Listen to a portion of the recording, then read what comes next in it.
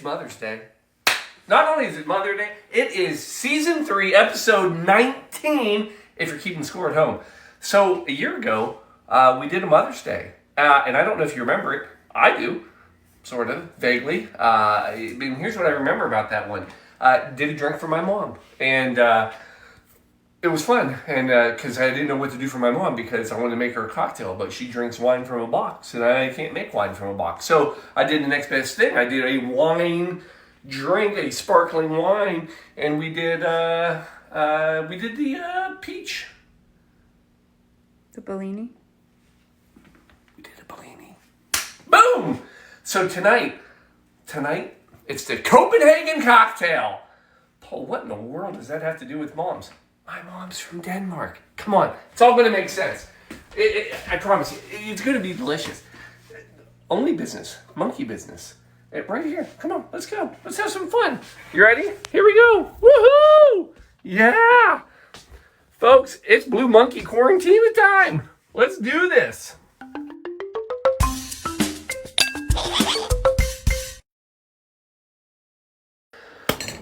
And here we are. Yes, Season 3, Episode 19. Can you believe it? Paul, how do you do it? How do you come up? How do you take a holiday like Mother's Day and somehow turn it into a cocktail? We have a long line of drinkers in my family. There isn't much I can't turn a cocktail into. Anyway, here we go. This is a great one. Folks, you ready for this? It's Copenhagen. It's Denmark.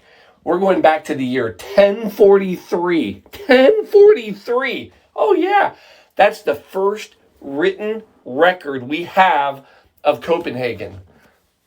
The city. No, not the cocktail. Yeah, no, sorry. But I'll tell you a little about Copenhagen because, hey, that's where my family's from. And so fast forward a little bit, 1343 is when King Atterdag, that's when he decided to name Copenhagen as the capital of Denmark.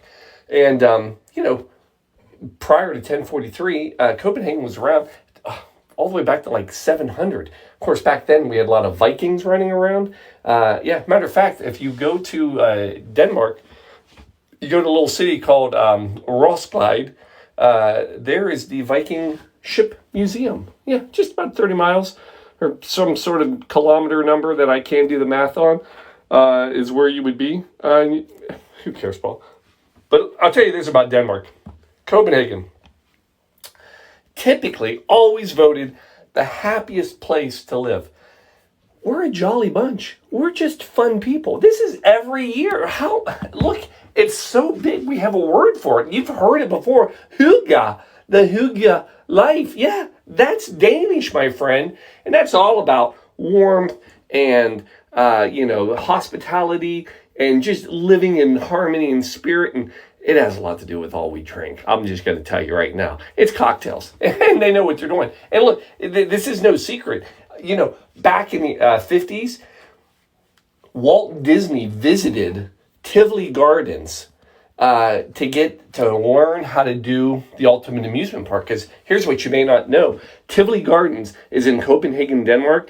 It is the second oldest amusement park in the world. Still up and running. Oh, Paul, well, that's kind of brash. And what's the oldest one? Well, guess what? It's in Denmark, too. Yeah, Bakken is the oldest amusement park, and it's in Denmark, too. We live off of amusement parks. Anyway, don't get me started. But the point is this. It's a happy place. It's where you want to go. It's a lot of good stuff. Now, I'll share. It's not all gold and glitter. There's a very sad day in Danish history. Shelby, do you know when it was? No. March 31st, 1917. Oh. You're going to be sad about this one. I'm already sad. That, March 31st, 1917, that was the day that Denmark transferred ownership I'm sad. of St. Croix, St. Thomas, and St. John. Transferred ownership to the United States and made them U.S. territories. Great for us, but that was Denmark. Yeah. You know how much? 25 million in coins. Doge coins. Yeah. It's been around that long. Yeah. No, gold coin. It was gold coin. But it was 25 million gold coins. That's what it... Paul, that has nothing to do with the cocktail. So, all right. I have to tell you that because the Copenhagen cocktail that we're going to do tonight, sadly, not a lot of history. I wish it did. I'll give you the history. So go back to the early 2000s. I mean, that sounds, we were at 1,000. Now we're in the year 2000 and some odd number. And a group of bartenders got together and they started the Copenhagen Cocktail Club. Now, this wasn't a cocktail club where you go get a drink. This was like a club, like a clubhouse. Like, all these bartenders got together and were like, we suck at cocktails. Like, they were so upset. Like, there was a story I read in minute 7, and these Danish bartenders would be frustrated because people would come in and to the bartenders and say, oh, so what are you getting ready to become? What are you going to do when you grow up? Like, there is no respect for bartenders in Denmark. So they started this cocktail club, the Copenhagen Cocktail Club. So as a group, they could build better bars, start having better cocktails. And then in 2009, they held a contest. It's always a good drink after a contest. And they wanted to... Thank you. We're back. I don't know how this is going to work. So we're going to call this Season 3, Episode 19, Part 2. Part 2. No, 2.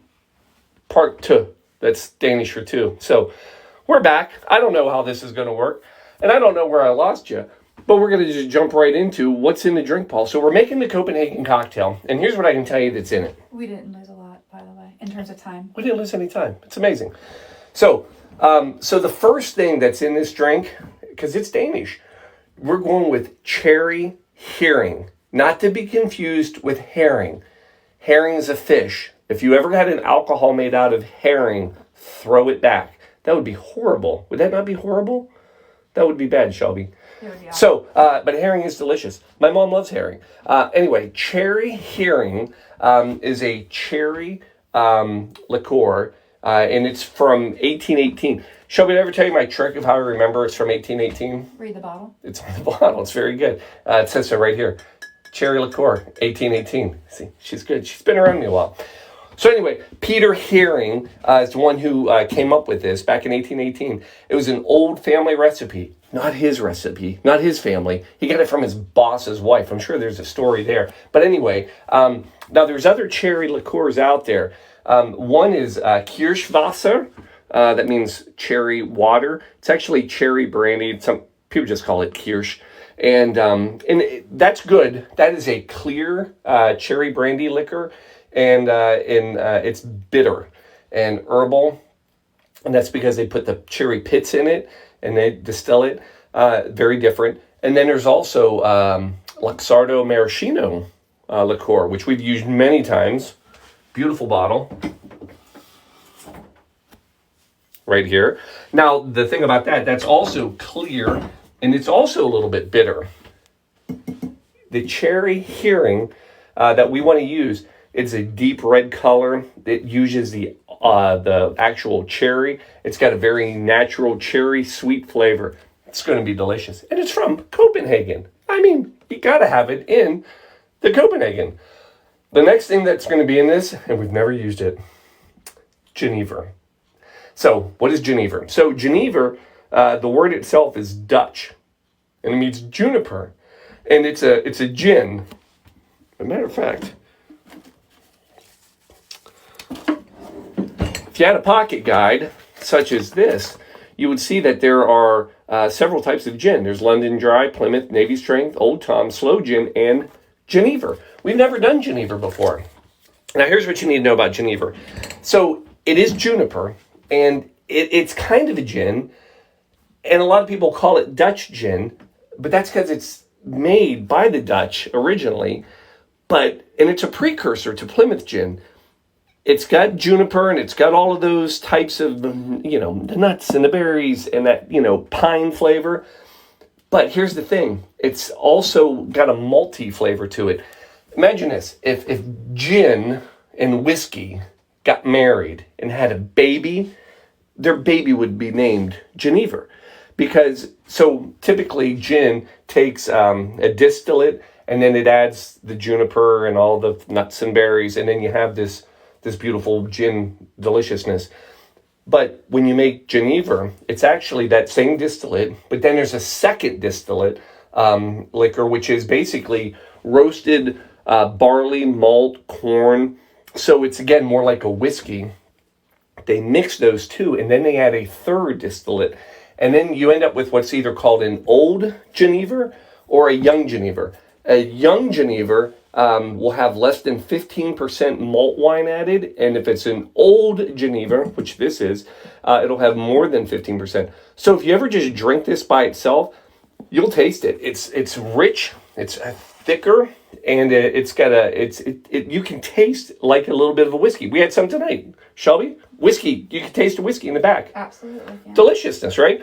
So don't sub this out for gin. Like, you're not going to make a gin and tonic out of this. Mm-hmm. It's going to taste very different. You can sub this, though, for other whiskey drinks, though. For God's sakes, Paul. Make the drink. I'm on it. Here we go. So, first thing, couple coupe glasses. Get some ice. Cool those down. And then throw some ice into a shaker. Now, first thing, your Genever, 1.5 ounces. Do we have the rest? Oh my God, it's already up. 1.5 ounces per. One for me. One for Shelby. All right. Then your cherry herring, 3/4 ounce. So you can see how dark that is. Oh my goodness. I swear every time you say cherry herring, I keep thinking of Swedish fish. I know. Cherry herring. Remember, we don't want the herring. All right, 3/4 ounce each, because that would be fish, and that would, God, it's going to taste awful. Simple syrup, 3/4 ounce per. Again, this has got a nice sweetness to it. One for Shelby. Then we're coming in with limes. Fresh lime juice, we want 3/4 ounce per, so 1.5 ounces total. How's everybody's Mother's Day? So I think my mom would be so proud. Look at me. By the way, I'm wearing I know. And if anybody has, yes, I have worn this t-shirt before. Props if anybody already guessed. Little Mermaid.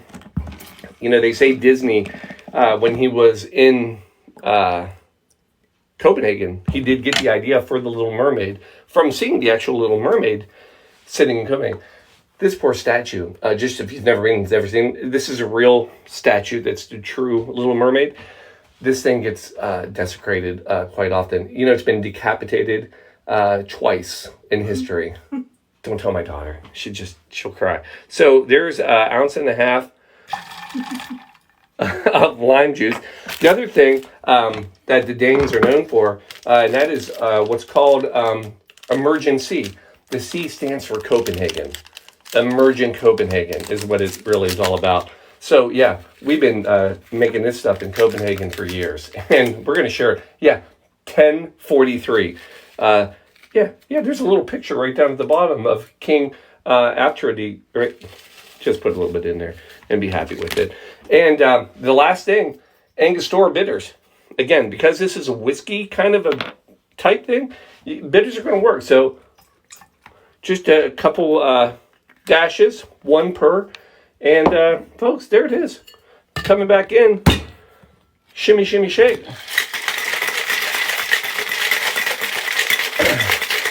Folks, I'm telling you, the Genever. Try it once. You'll be a believer.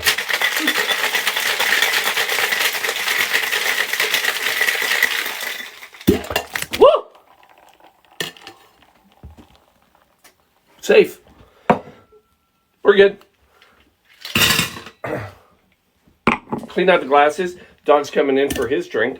And then, folks, here it comes right here. Pour that. Oh, look at this. Oh, hold on.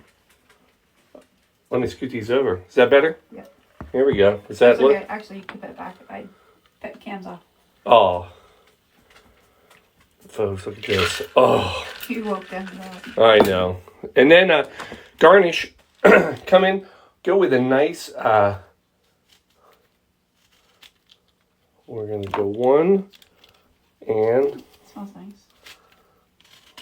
right? Mm-hmm.